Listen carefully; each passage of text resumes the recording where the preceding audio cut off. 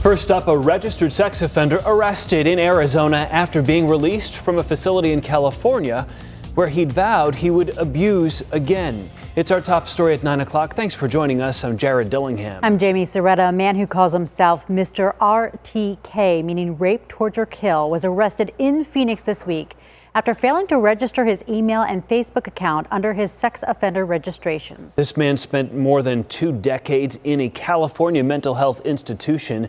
And now we're learning more about his bizarre background of claims and testimony, which got him to this point today. Brianna Whitney live for us tonight in Phoenix with what she's been able to uncover about this truly disturbing case. Brianna.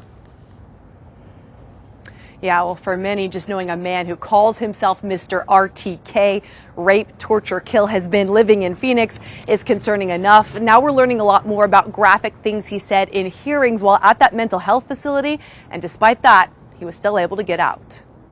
Just the things that come out of his mouth are really scary. One of those being what self-proclaimed Mr. RTK said to Orange County DA Todd Spitzer, telling him, quote, "If you don't cut off my penis and hands, I will molest again."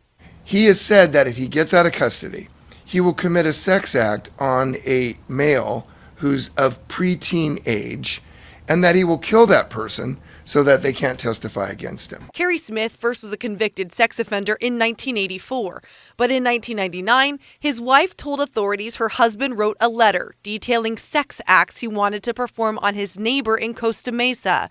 That neighbor was a 7-year-old boy. The letter itself wasn't considered a crime, but it did send him to a psychiatric hospital in 1999, where he spent the next 21 years.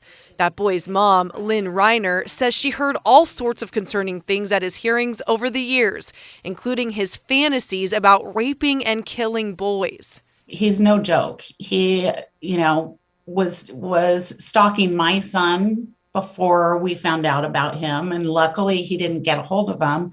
But he claims to have molested hundreds of kids. He says that he's killed some. They've never been able to prove any of that. So we don't know whether he's making it up or, it just hasn't been found yet. Under California law, a new trial was held every 6 months to determine if Smith was still a danger to society. During the pandemic, a hearing was canceled, and as a result, he was set free. That was July of 2020. Fast forward to January of 2022, when that then 7-year-old victim's mom found a message on social media. On Thursday, I received a friend request from Carrie Smith, and then he also started commenting on my posts on Facebook. The worst one was that he said Mr. RTK is back. She notified authorities, who determined Smith had failed to register his email and Facebook accounts. He's now accused of 1 count of failing to register as a sex offender.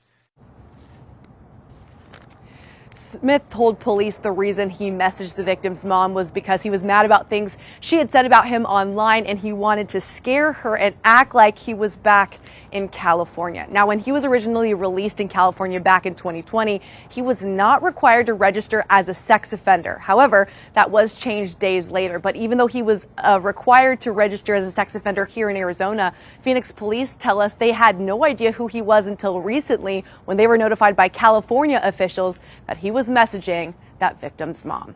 Reporting live in Phoenix tonight, Brianna Whitney for Arizona's Family.